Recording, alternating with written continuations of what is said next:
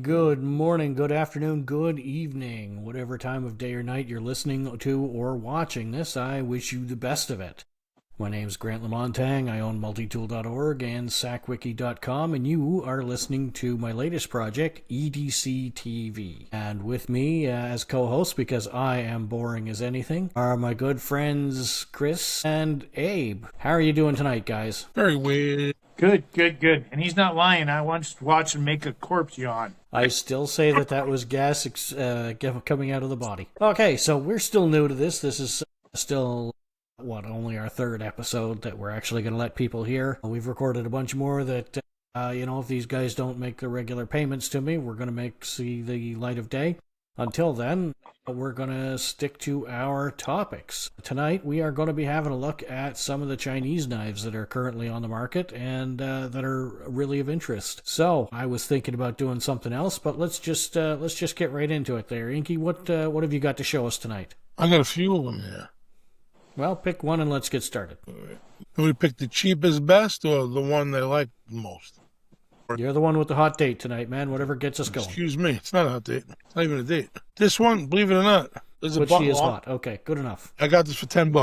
This is the cheapest one. Okay, so why don't you tell us a little bit Flissa. about it? Because some people are not actually watching this. They're just listening to it. It's a Flissa, F-L-I-S-S-A. It's a button lock. It's, as far as feeling and flippy floppy and all that, it feels probably about, believe it or not, about as good as something else. A Milwaukee Fastback? Yeah, maybe like a Milwaukee Fastback. You heard it here first, folks. It feels as good as something else. It feels as good as not feeling anything. It's like a little over 3-inch blade. Very solid, unlock. I don't really know that much about it. I think it's D2 steel, black blade. Just a strong little knife. I can't remember what I would compare it to. What was the cost of that one? Do you remember? It was $10 on Amazon, and it's amazing for $10. The price has gone up. It must have been It's super sharp, super nice, super usable, very, very rugged. My friend bought one. He ran it over a couple of times with a truck. It's fine, no problem at all. Left it out in the rain. Yeah, they're fine. Did you do it on purpose? No. And it left it in the rain and ran it over on the way back, too. And there's nothing wrong with it at all. A little dirty. It's a weird hobby. It is a weird hobby. I don't know why he does it. So, okay, Abe, what have you got for us there? Well, I've shown you this one before, so I'm going to start with, I was actually given this one. It's the Sitivien knockoff, and I'm impressed with how well it's built. This has got to be over 15 years old now, and I've carried it. I carried it when I carried smaller knives quite a bit, and it's got, it's not as fancy as a Sitivien, but it's got textured scales on it. The clip is the style of clip I love is like the Spyderco style clip. It's a frame lock, clear standoffs. So you can clean it out. It's like you look at this. It said it's about 15 years old, and I have carried it. It's really nice. So I'm impressed with it.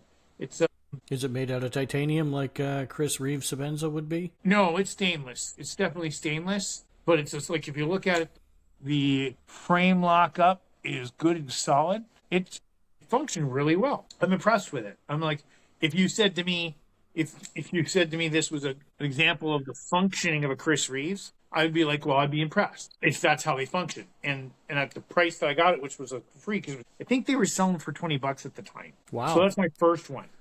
$20. That's pretty good. It was really good. I got it off of so I was making diving Sparrow knives for Bushcraft Canada, and the guy I said to him, I said, oh, I want to buy one of those. He says, no, I'll send you one. I'll give you one for free. So he sent me one for free. That's pretty cool. Yeah, I wish I had a larger version of this, because now I'm not against smaller knives, but I'm starting to carry knives more of, here's another Chinese knife for you, I'm starting to carry them.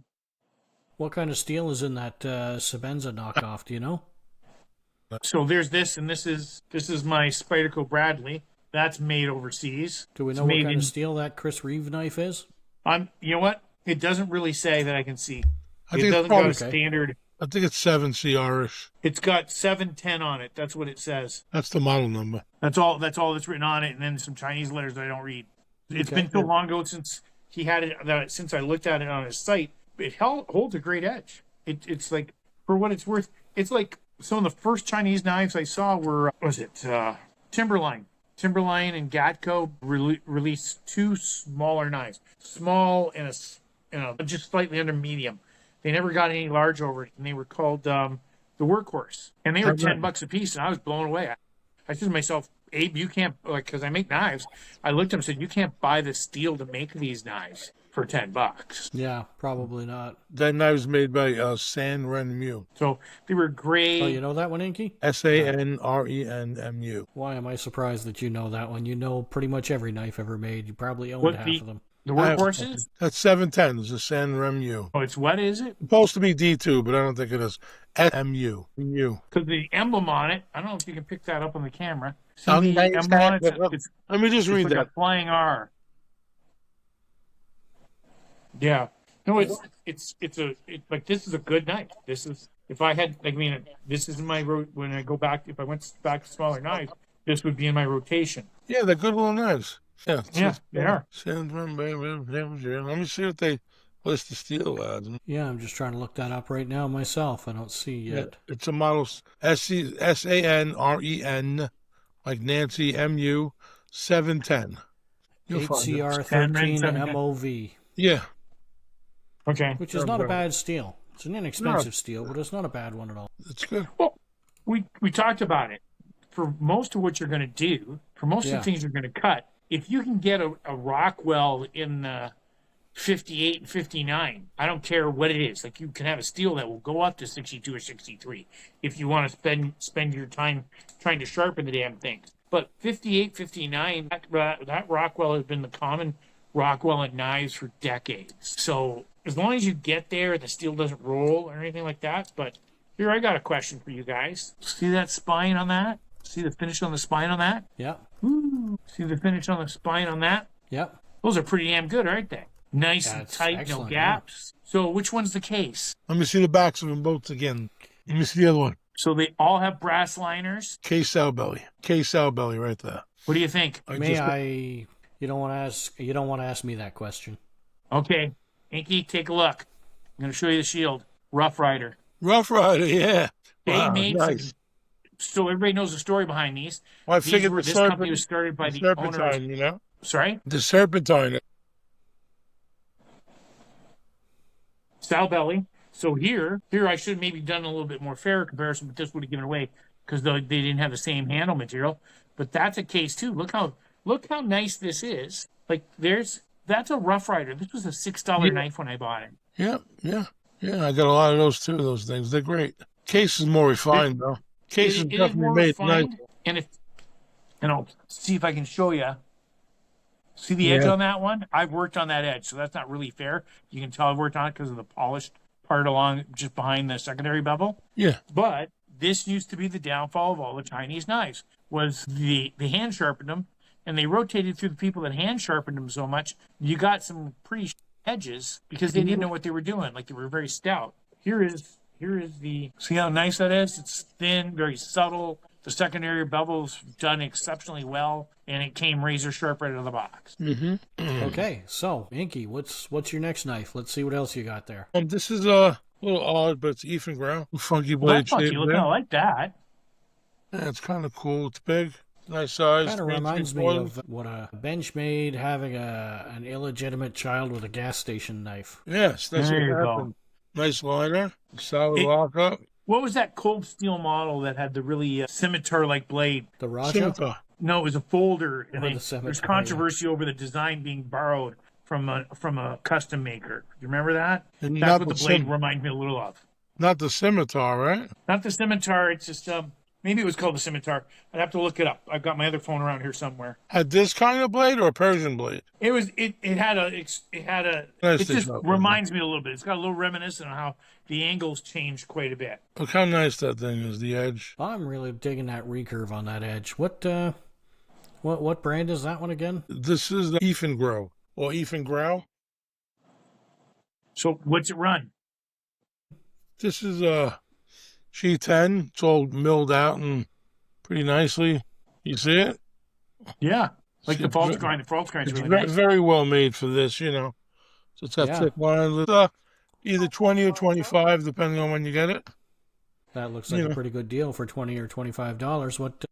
What's the blade steel on that one? Do we know? It's supposed to be D2, I think, but you know, it's not. It's like a Wow. 9CR. They're using a lot of D2 now. It's a really, you know, It's pretty well made, actually. So where do All you in get all, that from? Is it an Amazon knife or? I usually get it from Amazon lately. They make a lot of good. You got one? Did you got one in your hand right there? Did you have one? This is another Eafengrow. This is pretty nice. Oh, Okay. And what's the model number on this one? Model You don't number, know. I don't know. Okay. So that's I mean, what, I a can spear look at it. point on Let me that look one at there? it. What? That's a spear point on that one there? Yeah, it's an EF 238 and it's D2. I'm assuming that wedge isn't sharpened. No, 1999. What's that? Overbuilt, That's nice. strong like the Dickens. Yeah, that is a pretty good knife there. There's another For Eafengrow. $25. I mean, This is one of my favorites. This is like purple polished G10 and black. Can't, my light's not great today. It's a little more smoother. It's smoother, more gentleman-y, but still a 3.5-inch blade. And Flat who grind. did that one? Eafengrow, same company. Same company. Okay. Mm-hmm. I bought a few of these lately, so this is it's got a lot of pocket length for free, no charge. These are. I'm really liking the sound of the snapping open on these. They sound like they're locking up pretty solid. Oh, they're amazing. To me, they are. I mean, there's a lot of companies doing stuff like this. They're killing them. Everyone's I love a good flipper. The first one was a Flissa. This thing is almost like a Kaiser or something. I don't know. It's maybe not as good as a Kaiser, but these are amazing. These things. This is $10. Here's another Flissa, another flipper. This is that's nice blade design. I like that blade design. That's nice. This is another cheap one. It was like $15-17. Kind of reminiscent of the Osborne. Yeah, it's a little Osborne-ish. Yeah, I can see the Osborne. I was thinking of that. What was that Kershaw one that everybody wanted? It was Kershaw, the 940 Benchmade. No, there was a Kershaw one that had a similar blade. You and I were talking about it all the time. I know what you're talking about, actually. It starts with an R, I think. Can't remember. You ever hear of Petrified Fish? I know of Petrified Fish. I don't know of any company or anything. Yeah, this is a company called... Now, what this is the guy's name is David Chen, I think. This is the same knife they make, the 3.5-inch blade. I forgot the model they call it, but this is made bigger through another company it's the same exact knife. But it's still David Chen, but it's bigger. So you can't get, it comes 3.5, this is 3 3/4. And you can see his name on the clip. I don't know if you can see it or not. I can see something there. David Chen. That's what it says. Yeah, let me see what it's called, this thing. I forgot. This thing is nice. I love that even though you got your glasses on, you still need the magnifying glass. I can't eat more than magnifying glass. We're definitely not old men. No, we're not. Who are you? I can give you the model number if you want to throw it in something. Yeah, just give me 2 seconds here. It looks like a nice flat, high grind. You know what that reminds me? That blade style reminds me of a little bit like one of the Kershaws we were talking about a while back. The one that has the airplane design on the side. That blade itself. Yeah, it's junkyard dogish. It's not ground exactly the same, but it's close. This is made by Weepy or something like that. There's a cutter, man. These are all cutters. Like, I do a lot of flat grind blades, Yeah. Okay, Abe, what have you got up next? Well, I showed this to you guys. I'm trying to look it up on my account. For some strange reason, my secondary phone's acting really weird today. So I got this off of Amazon. Another really good recurve. The model is ST147. I always like a recurve blade. I've got this as reminiscent to me of the old. Do you remember the Blackjack Marauders? Yeah, the fixed blades. They had. I have one. Okay, I've got the large one. I've got the small one. The Marauder was one of the first expensive knives I bought when I was 16. It was $40. I was like, oh my god! Hopefully my parents don't find out. Right, so it was $40. I got the Marauder 1 and 2, and then the folding knife that they made, which was supposed to mimic those, was the Mamba. Yeah, so I got that too.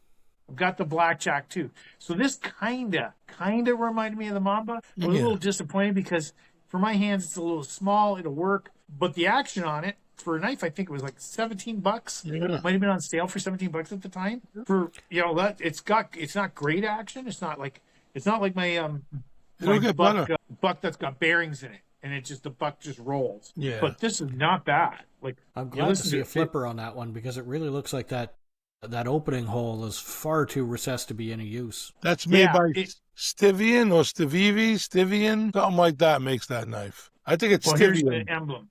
My memory's bad. That's why I wanted to look it up. What does it say underneath it? Can't see it? Wait, yeah, no. It's definitely Sitivien. It's a hammer. It's a hammer that's underneath it. No, it's not. I don't have a mic. You know what? Here. Let's He do it took his this way. glasses off to look cool, so he can't see it at all. No, I can't read with those on. I don't have a reading feature on those. Here's the Hold on. here's the spelling is.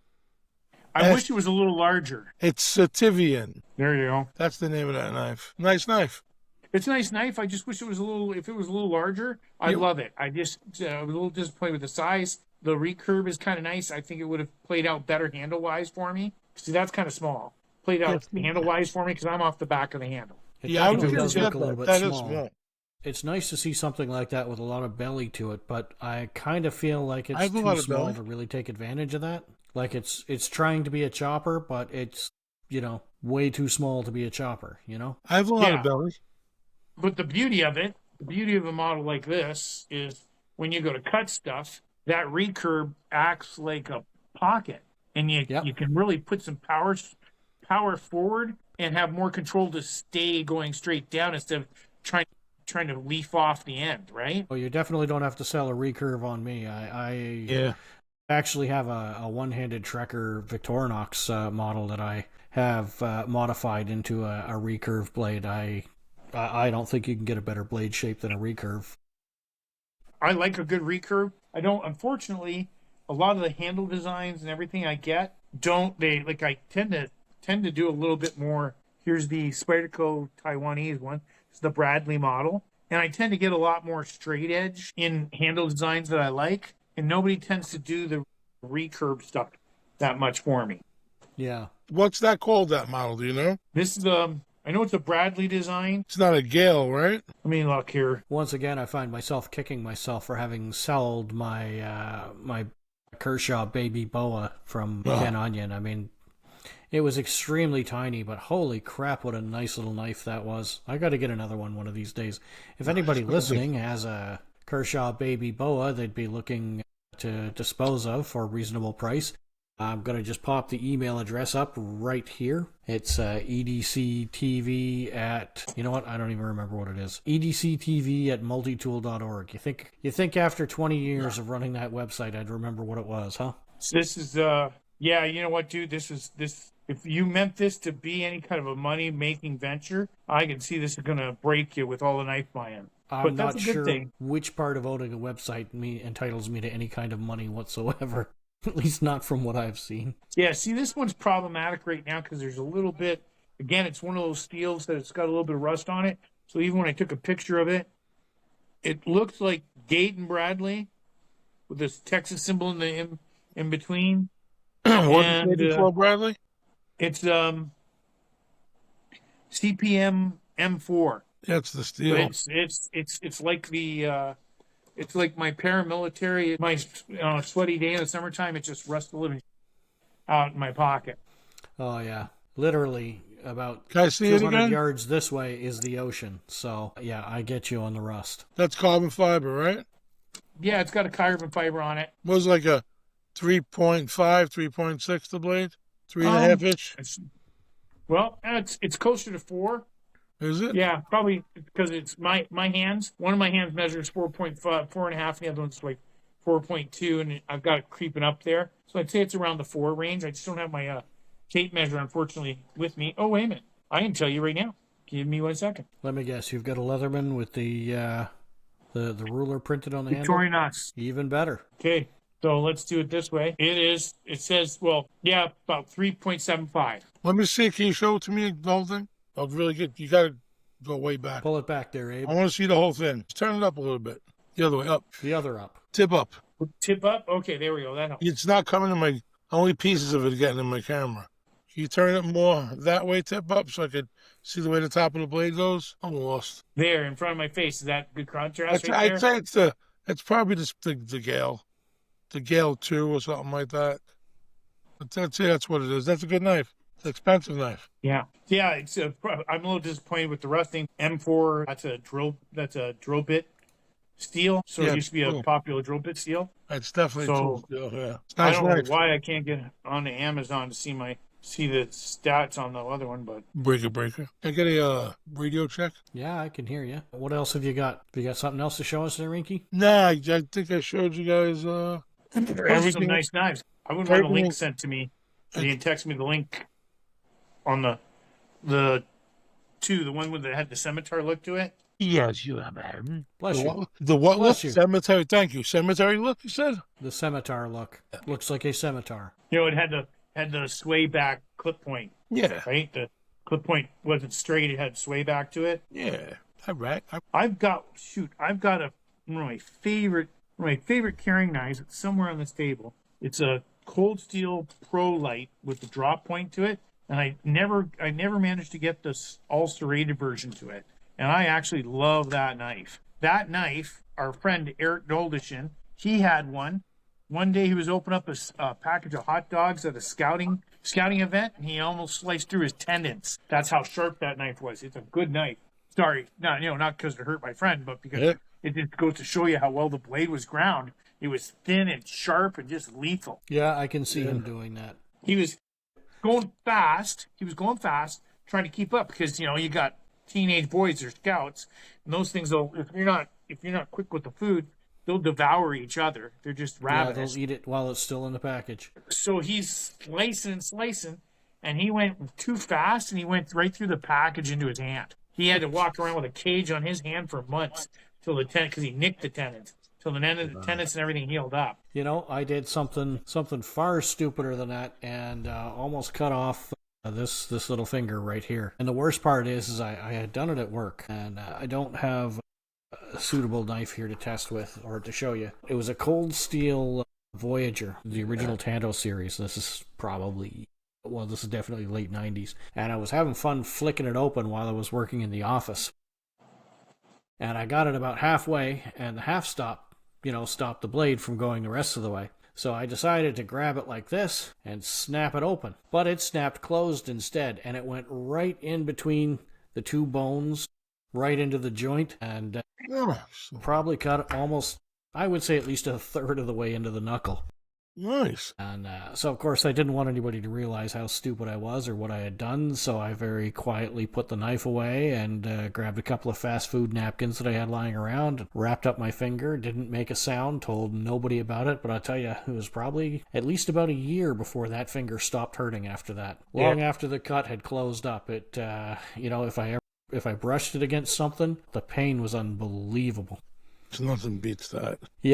Yeah, stupid things you do with knives, huh? It's awesome. I will say those Cold Steel back springs on the Voyager series, I mean, when they want to close a blade, they close that friggin' blade like you wouldn't believe. It's just not right sometimes. Yeah, I got messed up by Cold Steel. Was I on the phone with you when I cut the tip of my thumb off with my Strider? Yes, you were. At first I was like, that feels weird. And I looked down on the rug, it was red. I was like, my rug was just blue. And I saw my finger, I was like, oh! It didn't hurt until I saw it. I was like, oh! And I took it, I put it back on and taped it, and it healed. There was like a mushroom head on it. So that had to fall off. And then it kind of grew. It was growing back underneath. It was this thumb here. Here it's thumbkin. Well, so it's very dry and hard. Like me, what? I said, I'm glad that you got it back. It kind of grew under. It was flat, man. It's very weird, though. It's hard, and it came back. I took like months. I glued it on, and it reattached. And I thought it was going to stay like that, like a mushroom. It was an extra piece. Finally, that piece fell off, and the bottom was done. It was the weirdest thing. Hey, whatever works, don't knock it. It was nice. It would have been neat to have had an example of your thumbprint before and after. Probably. I mean, it hurt for a couple of years. It hurt. I imagine it did. You could still see the scar in it, sort of. See how it looks different? See the tip looks like a different finger? Yep. Yeah, at least it came back. Yeah, exactly. I don't know if you guys can see the shape of that scar. Yeah, that's a nice one. That's a Swiss Army scar right there. That was a no. That's the voice of experience talking. He can tell you exactly what kind of mark is left by every knife.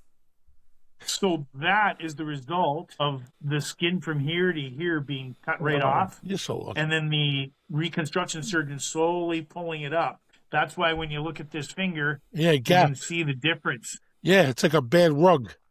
You know when you get installed a rug and you get to the end, you can't put it anymore? See that there? That slice up the side? That sliced this flesh off this bone, so it was like a hot dog. The bone was like a hot dog out of the bun. Show us your ankle. That was a buffer. That was a buffer one. I don't know if you can see that. See that one there? Yeah. So this was a phone conversation that was going on where I had a CRKT liner lock. And I really like the look of the liner lock. And I'm walking around with it in my hands. This is the liner lock. I'm walking around with it in my hands. And one of the other guys I know had got one. And he says, yeah, you got to be careful, man. You bump the spine, the lock will pop off. And I said, I probably told you guys this story already.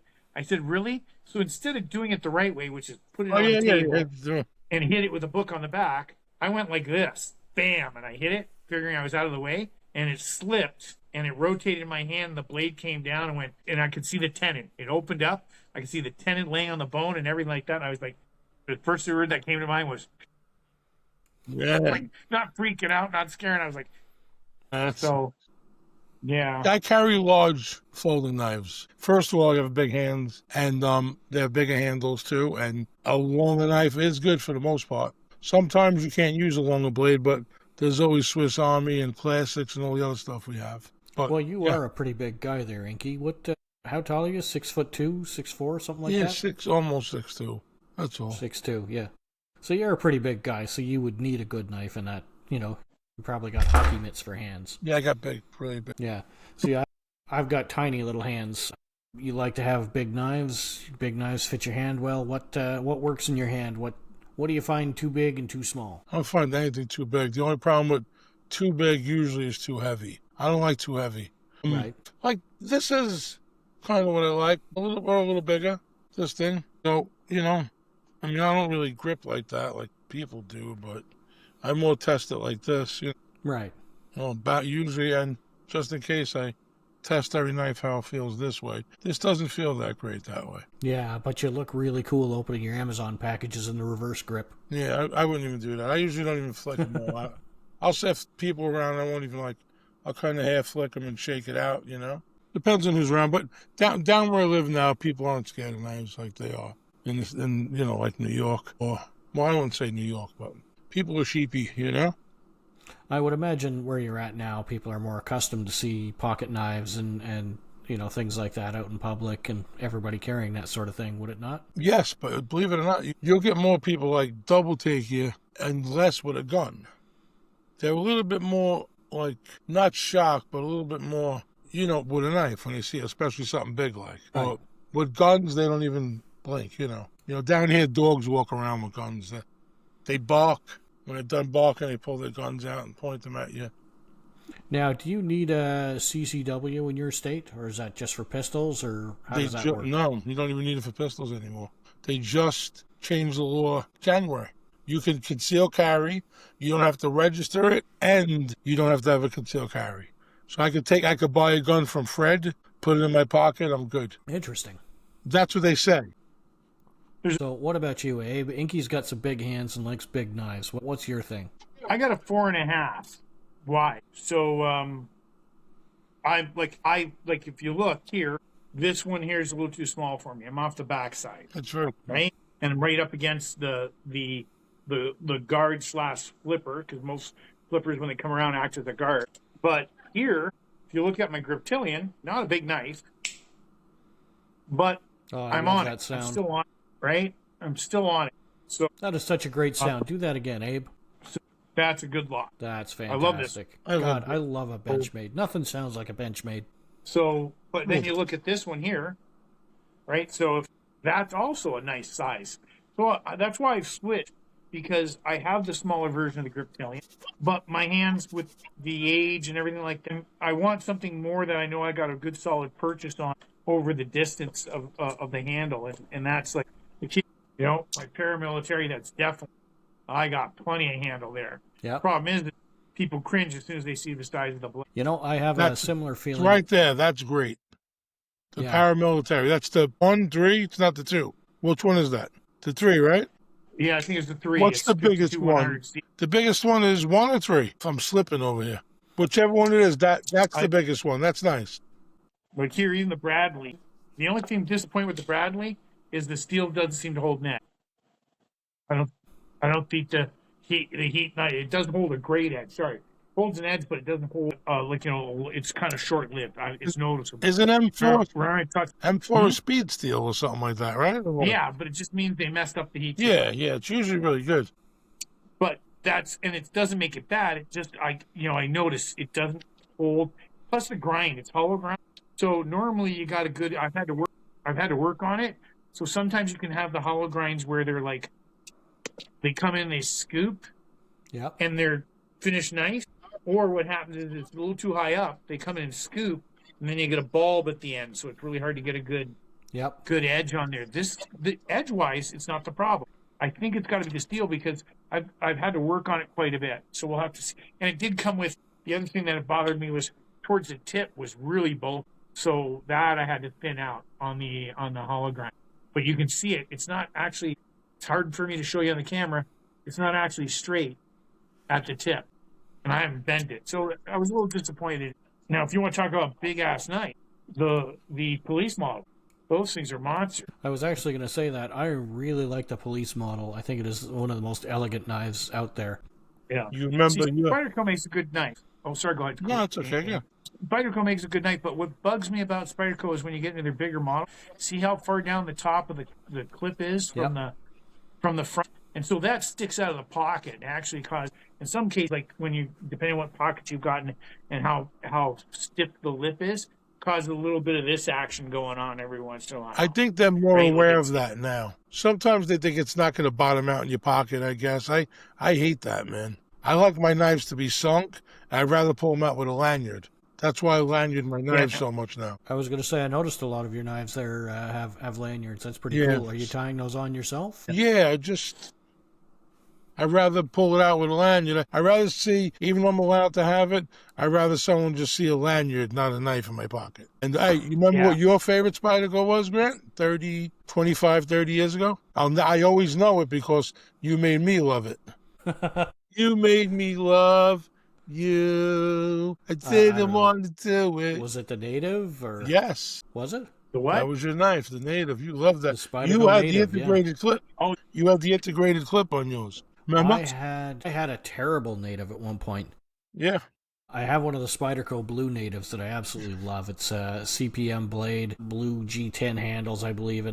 It's so well made that you just press the lock on the back and the blade will actually swing open.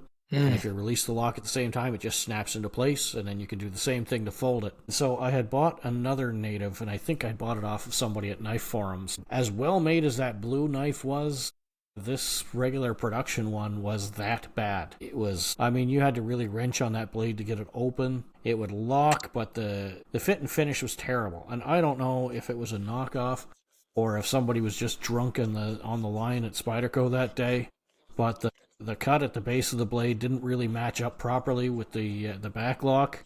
It looked like it had been cut with bolt cutters instead of, cutting it off properly. It was just an absolutely horrible knife. And I actually didn't trade it away for the longest time because I felt bad sticking somebody else with it. I think I eventually ended up giving it away or selling it at a serious discount just, after telling somebody that it truly was horrible.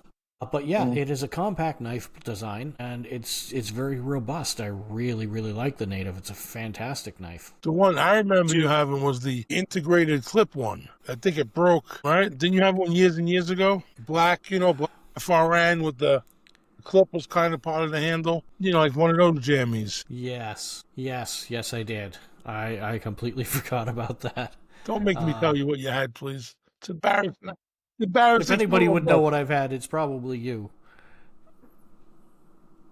So, do you guys remember back in the days when that native came out? That was still when Spyderco did the cheap drop. So, I remember cheap drops. Remember when the Pilot came out? The Pilot first came out, you could buy the thing for $35. It was like a test run to see whether people liked it. When the native came out, I remember I bought my native from Smoky Mountain Knife Works for $9.99 US. Yeah, do you remember that when they did something like that? My buddy got his. Oh yeah, no, they were incredible. My buddy got his Spyderco Pilot. He loved it, all steel, all metal handle, everything like that. I think he only paid $35 US for it at a gun and knife show in the States. We're talking like that was decades ago, like early 2000s. Do you remember that? Spyderco would still do that every once in a while. They'd have like a new model they wanted to drop out there. Yeah. For whatever reason, they put it out dirt cheap. Yeah, they're definitely not dirt cheap now. Now they're like, they're like I'm wondering what my original native is. I think it doesn't have an integrated clip. It has the steel pocket clip on it. And I bought that from Smoky Mountain for $9.99. So I know it wasn't a counterfeit. That's what happened. The integrated clip took such a poop. They were breaking them and they weren't fixing them either. You send a knife, like, oh, well, here's a knife back. So that's why when they dropped them with the metal clip, it was to show people they're okay, probably. I mean, I'm just guessing. I don't know what they did. But I know now everyone realizes how good Spydercos are. You know what happened to them as well? The gas station knives were all knockoff Spydercos. Yes. Everyone thought that was Spyderco. I had an argument with my friend almost over it. It's like, they're garbage. They're not garbage, man. I love Spydercos. I mean, I don't love everything about what the company does, but I love their knives, man. They're my favorite brand of knives. So here's a good question for you. Mm-hmm. Inky, you like Spydercos, and I don't blame you. They're beautiful knives. They're fantastic. Mm-hmm. I haven't really had one that I didn't like. What do you like? Thumb studs, flippers, opening holes? I don't care. Do you have a preference? I don't have all that in me. Liner locks, I don't want one that's hard to open. If it has a thumb stud, I don't want it to be hard to open. Like the way a Sebenza opens, I'd rather it open a little easier. But that's a frame lock. But I mean, I don't love flippers, but I have them because that's what all these knives are being made with now. But me, I was a regular, for most of my time collecting, I was a regular thumb stud opening and, really hard, quick opening, with a liner lock. So I have no preference, but I'll tell you, the button locks bother me a little bit because it reminds me of when your spring breaks in your switchblade and you still use it. That's why the button locks, they bother me. I love the access locks, though. They are fun. They're very, what the kids are calling now, they're very drop shutty. Press the button, they drop shut. And you see the newest thing they're doing with their middle fingers now? We're opening knives with the middle fingers. Yes. I don't do it. I don't do any of that either. But the spider hole is fine for me. You'll always get a nice, secure open. If you need to pull it out that quick, you're not saving much time by not flicking it. And if you're in that situation, you shouldn't have been there with that knife anyway. I practiced that. It's one of those things where I'm not critical. Go ahead and do it. To get it right, your hand isn't really in the position you got to shift your hand after you open it. Yeah, that to me is not like what I want. I can't do this on this one. It's a gadget. I can do it maybe on the knives now literally are gadgets. They're not knives anymore. Everyone buys them as gadgets. But how often are you actually using a knife versus how much you just absent-mindedly playing with it too, right? More playing than using, sure. Now, I like a flipper. When I was younger, you'd hear my sister yell from other rooms, "Stop snapping!" We still say it to each other. I'm like, she's flapping. I'm like, "Stop snapping!" When she's talking. It was so bad, man. I couldn't stop my whole life. Ping, ping, ping, ping, ping, ping. Oh my God. Yeah. No, I like a flipper, but even then, I don't flip the knife. We'd go to Blade. And he'd get a knife at blade, and we'd be in the hotel room, and he'd open it, and I'd have to walk over to him and go, take it from him. So he'd stop opening. It'd drive me crazy. There are certain knives, though, and I find Benchmades tend to fit into this category. I could listen to that flipping all night long. Oh my God, it's such a satisfying sound. Getting back to the original topic of Chinese knives, these little Kansept knives. Very nice. This is the medium-sized Corvid. And I like this knife, but I mean, it's got a decent sound to it, and it locks up nicely, personally. And this goes back to, my early days in the knife industry. I remember when designers tried to avoid this. They wanted to have as little of the blade sticking out of the handle as possible. Nowadays, apparently, we just don't give a damn about that. It's all about... Now it's all about how big of a chunky blade you can put in there. And, I don't know, this looks like something that... a cartoon chef would be chasing a frog with or something, trying to get his legs for. Yeah. Not really crazy about something that wide and fat. I mean, if it's in that short, I just don't. Well, I like this one. I'm often very cautious about blades with fullers, going back to the good old days. And I know Inky's going to get a kick out of this, but the Extrema ratio knives, or you remember when they had the blood grooves, so they could. This was in all of their marketing at the time. Their knives could pierce communist bloc body armor, and they were resistant to chemicals. petrochemicals so you could use them to stab open the side of airplanes and not worry about damaging your knife from the spillage of the jet fuel. And they all had and they weren't called fullers, they were called blood grooves to control the spray. And I can't see a knife with a fuller without thinking about that. But one of the neat things about this knife is the placement of the fuller, and I don't know how well you're going to be able to see that there, is it actually functions a little bit like a wave, like an Emerson wave. So when you draw it, it'll catch on your pocket because it's, tip-up carry. So as you're drawing it out, it catches on your pocket, and you can flick the blade out as you're drawing it, which... You know what that's called? In pocket knife term, that's called the one-arm bandit. That's what they call that. Bandit was a thumb stud you used to be able to bolt on. Oh, not that, yeah. What do they call that front of that blade that goes like that? You know, like almost a cleavery blade. Oh, you mean on a little hook. Something that comes out here like this? No, it's right on that. Oh, that was the Russell. I think that was called the Russell knife with the old folding ones where you grabbed a hold of that lever and fold this over. The blade, say this is the tip of the blade, and right here would go like this. Yeah, wasn't that the Emerson wave? No, that's back here, the wave. It's back on the opening hole. Yeah. It was on the front. It would be like a thing, and it would be point here, and you could just put it on your pocket and open it up, or clip it, hook it on anything, and pop it open. It's called something. I should know what it is. I think it is. I think it is a one-arm band. Might be the original one, but I think you're right. Those are the thumb studs they added.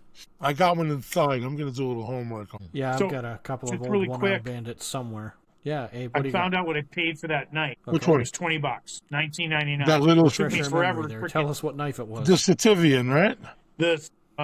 I don't know what's going on with the internet tonight. The internet's really screwing me over. It's the TV. Are you son of a bitch? How dare you?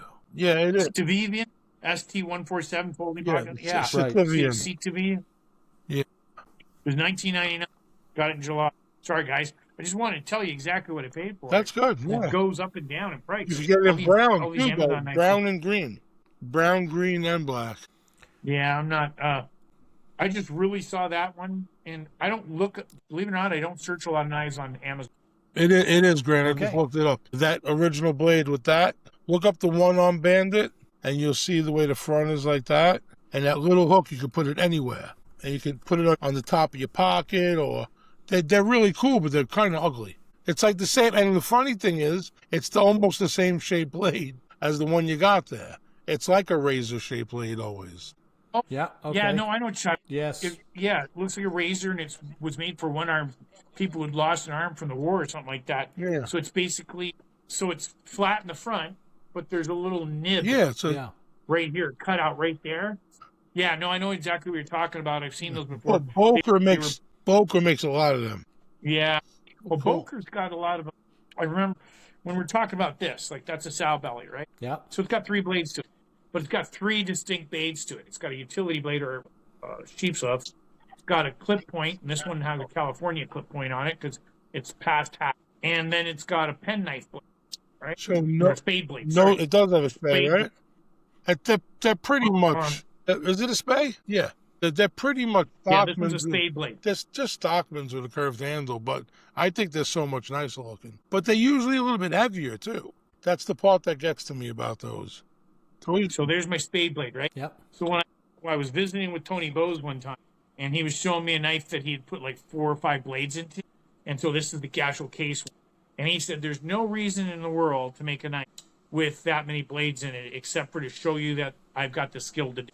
And so you look at the Congress, Boker's Congress, and it's got like 5, 6 blades in it or something stupid. I can't remember. 5, 4. Oh, they had I did a story on one of their super Congresses, and it was like big. You know why the Congress is ridiculous too? It has a clip type and a 1 clip, double, 2 of each. That's very redundant. You know what I mean? That's a 4-bladed Congress. I don't know about super Congress, but I know the Senate sucks. I call it a super Congress because it was more. I think it was more than 4 blades. They made one once, if I remember correctly. It's been a while. But yeah, the regular Congress is 4 blades, and then you got the canoes. There's nothing's canoe with me. What's canoe with you? Huh? Nothing's canoe with me. What's canoe with you? Oh, not mine. I'm feeling a little kayak in the throat. Okay, gentlemen. On that note, we are running out of time. Well, don't even have enough good material to put in there yet. Yeah, I was just gonna say one of the heavy deluxe canoes. It's got your major spear tip blade and your utility blade and two small pen blades. Who needs two small pen blades? You know, that's if you get me started on those kinds of things, and that's going to be a whole episode unto itself, and neither of you are going to get a word in edgewise. I have a lot of thoughts on those, and very few of them are positive. So, well, maybe next topic. One of the next topics we do is which one do you find to be the most useful blade you've ever had on it? You know what I would get if I had to pick 3? I would get a Warncliffe or something clank. You know, that's it. Okay, so bottom line is breaker. Inky, what do you think about Chinese knives? I think they're making some very good knives now. And, you know, I think I keep wearing the wrong glasses, but these are okay for now. I think they're making really good knives, way better than they ever did. I think that the prices are insane. You know, this is, I don't even want to tell you the quality of this because I have to start mentioning the American companies' names. They're just insane. Are they going to replace the American company knives in your pockets? For carrying? Yeah, I don't carry. I mean, I have a Sabenda over there, and I carry a Kershaw Knockout, and I have so many knives, man. I don't even know what I have, but I carry most of these. I pay $20, $25. I take them in a box like this. They're beautiful, and I got a drawer on my counter. And I just throw them in rotation every time I get one. There's nothing to think about. You know what I mean? You take a $300 Benchmade out of a box. Should I use this? Should I not use it? Do I like it? If I don't love it, I don't want to use it because I may have to sell it. So for me, but there's nothing like Benchmade's knives they're all so expensive now. That's the problem. Yes. That's why they're not going to replace them, but I think American knives are going to keep going up because they got to pay the employees. They can't produce a knife for $10 and sell it for $30. Well, that was a big problem for CRKT for the longest time. Yeah. They had a wish list that they had a price range that they like to stay in and wanted to provide American-made knife and could. For the longest time, they were working on how do we get American-made knife in our line and sell it for like a CRKT price. And if you look at their price line right now, I don't think they found a way to do it. Nope. Their American-made knife is through the roof. Yep, absolutely. So what are your thoughts on Chinese knives, Abe? Right before we close out, what's your last thought on that? I like them. I don't have a problem with the quality on certain companies, especially since the American companies that have been having stuff produced over there have sent some people that have been experienced for a long time to help them learn how to make. Like Mike Valenkamp. I talked to Mike on how he spent time over there with Fox Italy showing them how to make stuff. And he put his expertise on there. The only problem I have is I noticed that, and we talk about Gucci. We always use the term Gucci. Now guys who have never really been knife designers or not well-known knife designers or know how to know making a usable knife. Now they're just basically sending their money over to China, and these designs are coming up, and I'm looking at them and going like, what the, WTF? Like, really? Where'd you get that design from? Either they're borrowing parts, like the Osborne design we saw, the Osborne inspired, or they're making knives that are not so useful. They're more Gucci. That's all I'm good. Okay. Well, that's pretty good. Yeah, my thought on it is, like anything else, I mean, there was at one point where Japanese products were considered to be terrible. And, Japanese products by the 80s were on par with, American-made products. And by the late 80s, they were dominating. And I've been saying this for years. It's only a matter of time before the Chinese knives start to equal the American knives. It's interesting. But, I mean, you equate it to something like cars. Porsche is never going to go out of business. Yes, you can buy a Hyundai or a Corolla or something like that a heck of a lot cheaper. But it's not a Porsche, and I think that this is going to be the same way with the knife industry. Yes, you're going to be able to buy some stuff cheaper from China, but it's not going to be a Benchmade. It's just not going to have that aura. And it's neat to see the Chinese companies giving a voice to a lot of designers that have been. I mean, let's face it, the majority of the time a company buys a design from somebody and it becomes the Leatherman whatever, or unless you have a big name, it just becomes their name. So it was nice to see Columbia River giving some of the smaller designers, the newer up-and-comers, an opportunity. And it's actually really kind of neat to see the Chinese companies doing the same thing now, calling up the small designers and saying, hey, what have you got? Anyways, that's going to be it for us this week. Have you guys got any parting thoughts you want to share before we go? Inky? I'm good. Good conversation. Okay. Well, that's it. Make sure if you have any thoughts on anything that you've heard or watched tonight or today or whenever you happen to be watching this, we have a forum at forum.multitool.org. We have a dedicated section to EDC TV stuff. We also have a whole pile of other sub-forums there that cover everything from knives to flashlights to when you happen to spot some EDC gear in TV or a movie, you get to share that too. So come visit us at forum.multitool.org. Let us know what you think. You can visit us on all the major socials, but, we don't really need to make the billionaires any more money. You should come to our forum and support the community that's out there supporting all of you. Thank you very much, and appreciate you all listening. Take care, and we'll see you next week. See ya. Bye.